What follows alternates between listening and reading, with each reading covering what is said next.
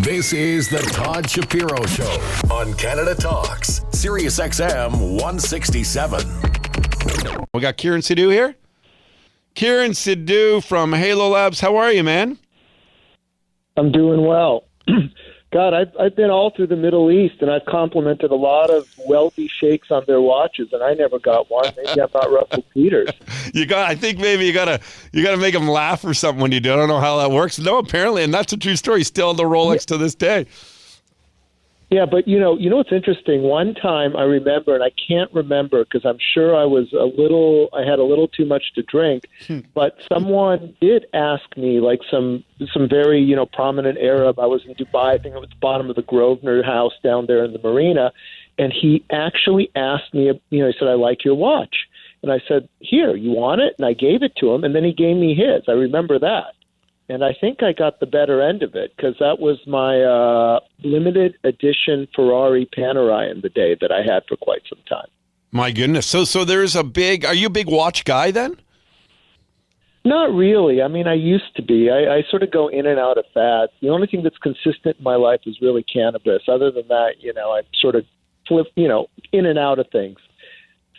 I didn't realize you'd been to Dubai before.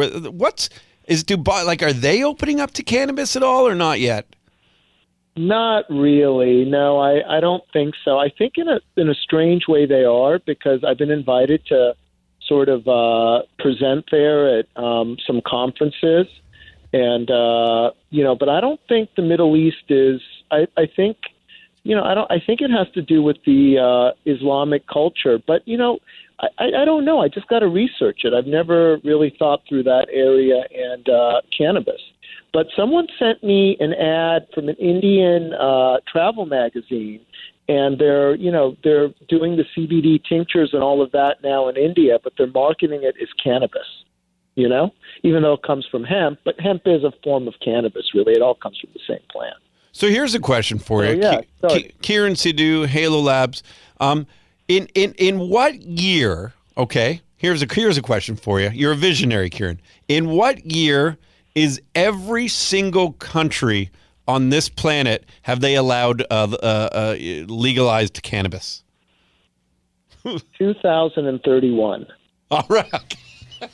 No, you're not from the future, are you? Except for Singapore. No gum, no cannabis. Yeah, exactly. I mean, but there's a lot of Asian countries now being much more favorable. Oh, that's right. I hear people are going to Thailand now. There's research going on there. We were offered to do something in the Mekong Delta up in northern Cambodia. There's a lot of it going on. But back closer to home, you guys in January have Cannabis 2.0 coming. And you sent me that canopy lineup. I was like, wow, the 2.0 is really upon us. It really dawned on me then. Yeah, the drinks are interesting. Now that it is in drink form, I feel like that came quicker than even Canadians thought it might. So what's really interesting is I can give you the sort of the counterpoint of view, having gone through 2.0 and 3.0 and probably 4.0 in the States. The issue is really, at the end of the day, you're delivering a medicine, okay? Whether it's on a recreational basis or even on a medicinal basis. And when you look at the way you deliver it, a lot of people call it a substrate, right?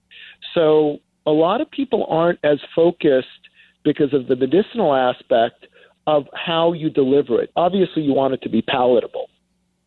And a really case in point, opposite, what Canopy's doing with 2 milligrams this, 3 milligrams this. I remember, Andreas, when we were at Golden Leaf and just starting out in 2013, 2014, we came out with an edible called the Dummy, because, it was like kind of a joke that if you ate the whole thing, it'd make you kind of dumb, but that's okay. Sometimes you want that when you're relaxing at night. Yeah. And that was by far the number one SKU in all of Oregon when it was up and running. It was 1 milligram of oil, distillate, 1 milligram of THC 1 gram of THC in a gummy. and obviously you could split it off into the pieces you want, and that sold, amazingly well. We have something like that now with our Hush line too. And that's a little bit different from, like we're taking a Lindt chocolate and this is the number one confectionaire and you get 2 milligrams per dose. I mean, that's the opposite of that sort of experience. But it's, it's going to be interesting to see, because I was sort of looking at it saying that, why would I want a 2 milligram? Why would I drink 16 ounces of fluid for 2 milligrams of THC and 2 milligrams of CBD? To me, it sort of was like, wow, I'm drinking a lot of fluid and I'm not getting a lot of medicine. And do you think that Health Canada is being a little bit too strict with some of their compliance for that stuff? No, because I don't think they're being that strict, because they obviously are. Because remember, Health Canada is to protect the people. It's a health organization. It's like the FDA, and they're the governing body in Canada. In America, the governing body are the states, and typically it's a state liquor board, or in California, it's a cannabis control board that was set up. So they're a little bit more liberal because, probably they're thinking a little bit more about the taxes, while Health Canada is thinking about prudence. But I saw that in the Canopy lineup, they had 10 milligram stuff. Now, 10 milligram for me is a perfect dose, right? I could never take a gram myself. I would be floored, for a day and a half. One time by accident I did, and I was high for 2.5 days. But that's another story. But in any event, what'd you trade that day, Kiran?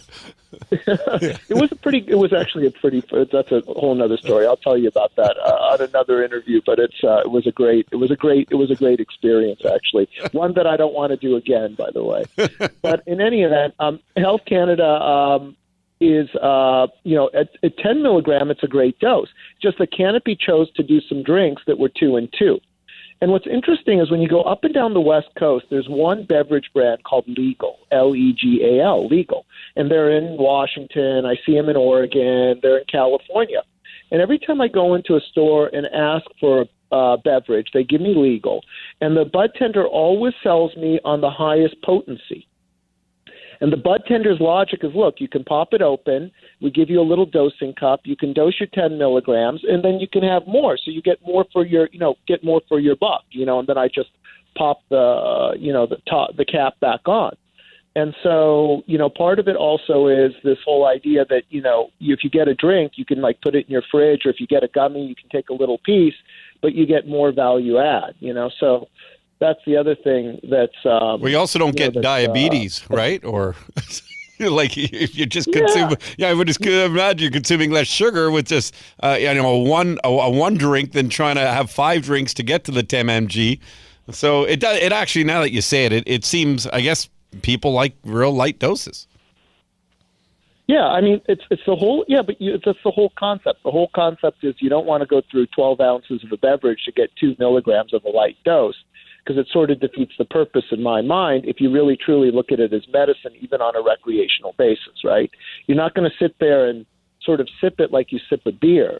And there's something different between cannabis and alcohol, because alcohol, you can sort of pile it on, God forbid anyone in Canada or North America piles it on. But in any event, we can always pile on the alcohol, right? You can sit there but with the cannabis, you really don't do that. You really don't pile it on to that same extent, especially the edibles, because if you pile it on with the onset being 30 minutes later, you're not, that's going to be a really, really bad experience for you.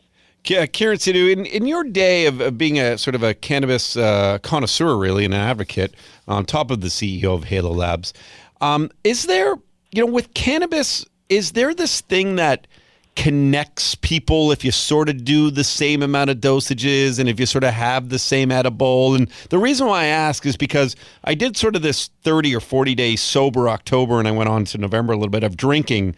And the one thing I told people that I missed actually was with alcohol, there's this interesting connection. I didn't miss the drinking. I missed the connection that if you went out with other people drinking and I was the only one not doing, I felt like I just wasn't connecting with them. Is there a connection in cannabis as well? Well, I didn't drink for a few years, and what I find with drinking is there's a connection in the beginning, but then when you're not drinking and everyone else is drinking, they become quite silly and you become quite bored. Yes. Right? And with cannabis, I don't sort of see that. And think about it, with cannabis, it's always past the Dutchie, or past the joint, and everyone, even people you don't know, you're sitting there smoking a joint with them, everyone's passing it, so there is a communal aspect to it, especially in society. I mean, there's, Haile Selassie and the Rastafarians, and there's a whole sort of, again, this is this whole thing of medicine and ritual and, over 1,000 years of experience with cannabis, well over that in our society. Same with alcohol. But alcohol's never really been medicinal. Alcohol's been much more recreational. Without a doubt. You made me think of a parody sketch someone could do one day if they treated an alcoholic beverage like they do a cannabis, like a joint or something. That would be where you're sitting around a table and everyone's sharing it and passing it, and it would just be very peculiar. Right. Well, they do that with those, with the ayahuasca in the Amazon, and all of that, where, you have the hallucinogenic drinks that they share and pass along, right? Oh, I didn't realize that. Yeah. It's part of their ritual. So people actually go on these journeys to the Amazon to have the ayahuasca or the DMT there in the typical tribal setting, and it's supposedly, a life-changing experience. The big reset. We should try it one day. We'll try it one day. It could be our life-changing experience. I mean, listen, I would love to. And as you know, I'm a big psychedelic and psilocybin advocate. So I'm excited to venture into that part of my life as well on a business level. Kiran Sidhu, this is what I love about you. Getting to know you beyond the radio show is sort of your vast knowledge of many things, and this is what we're kind of bringing to life. I'm privileged to be able to help you with it and your team, your great team over at Halo Labs, to bring a podcast to life, which we're planning on recording actually starting this week and launching hopefully very early next week.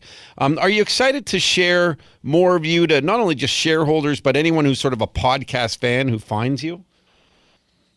Yeah, no, I love to sort of help guide people through what I call this journey of, almost a reawakening, be it of cannabis, if you say psilocybin, of all these drugs that have been suppressed, for whatever, the last 50 to 100 years, right? Where they were so ingrained in our culture, and then all of a sudden they dissipated. Part of it probably is the alcohol came on, and, as people maybe saw it as a threat to, different sort of I don't know why, but we sort of lost it, and now we're regaining it. And in my family, my grandfather was a big cannabis researcher. My mother, she made LSD at UCLA in quote unquote the Air Force trials in the 60s, but we all knew who was doing those trials with Dr. Barbara Brown, and she had met Dr. Timothy Leary, and there's so much to it, and so much, coming out now. There was a great 60 Minutes piece on the neurobiologists out of Johns Hopkins, where, there are people who are terminally ill, who are really fretting their death, and, they've given them large doses of psilocybin, and it's changed their perception permanently, is what these doctors claimed.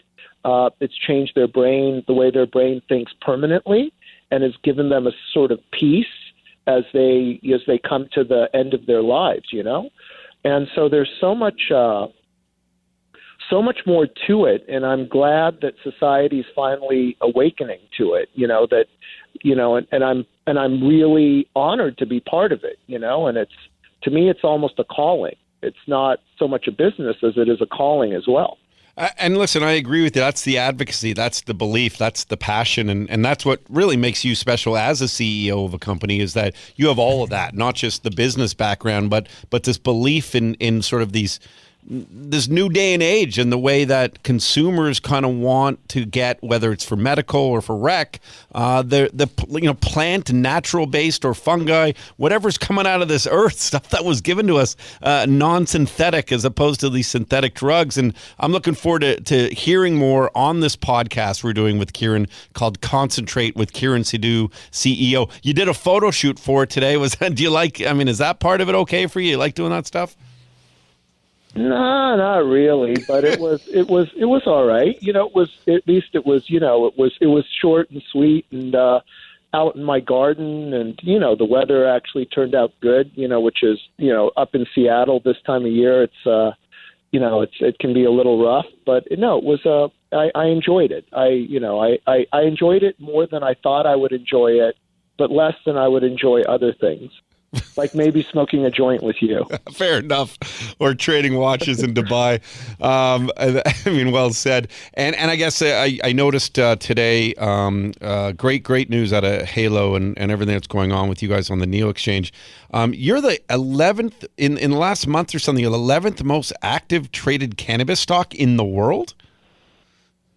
Yes, we are. And that's I think that has to do with just the amount of effort we've been trying to get the story out and get it out and communicate with people, and trying to, as I said, it's more not only about us, but it's just about an industry and about just everything in general, right? It's almost like a movement, and I love that coin, cannabis, Canada 2.0. It sort of coins the fact that in many ways, in the minds of even Canadians, it's a movement. This is going to be the second edition of our cannabis movement, right? And I just find it to be, I just find it to be great, because could you imagine thinking about this, Todd, 20 years ago, that we'd be talking like this on the air, and we'd be talking about the second release of cannabis nationally within Canada? You know what's so interesting about that? I swear I just had this thought. We were up north on the weekend where I was doing some weed gummies and watching The Irishman and stuff. And I left my friend actually brought over the weed gummies, and I left a couple there. And my first thought was kind of like, oh, I hope no one finds, almost like it's illegal. Like, I hope no one sees them there. And so to your point, that's exactly, I still actually can't really comprehend what is happening. I really can't. Yeah, I know. It's sometimes hard, it is interesting. And even, and a lot of people may look at this the wrong way, but, I have young kids, 9 and 10, and, I have a 14-year-old who's an athlete. Obviously, she doesn't use cannabis. I have an 18-year-old who doesn't use cannabis either, who's a musician. And around my kids, I sort of treat cannabis as one would treat alcohol, but with a little bit more reverence. So it's not like, something to hide, like, that, my friends' parents hid when we were kids. It's something it's something that's now, that we have to all say, look, this is mainstream. It's here in Washington. It's completely legal. Obviously, you're not going to smoke a joint and drive. You're not going to drink and drive. It's the same thing, but, it's the same thing to show the younger generation that, like with alcohol or anything else, in moderation, it's something that's all right, and it's medicine. It's not purely recreational. It's not going to damage your liver. Sure, it could damage your lungs if you smoke too much, but it's medicine too. So it has sort of a special place, both recreationally and medicinally. Well, and that's what it all comes down to is sort of educating and ending the stigma. And it'll be neat to see, my children, your children grow up with the stigma being gone. And that to me is the most important thing. And that's really what's happening. And especially with individuals who understand it so well, like you do. Kiran, I always love your time. I'm looking forward to getting the podcast going with you. And of course, your weekly visits here on the program. We always appreciate it. Kiran Sidhu from Halo Labs. Thank you, my friend. Thank you, Todd. Okay, cheers. Kiran Sidhu, everyone. Halo Labs. Go to Halo Labs or halocana.com if you'd like some more information. This is the Todd Shapiro Show on Canada Talks, SiriusXM 167.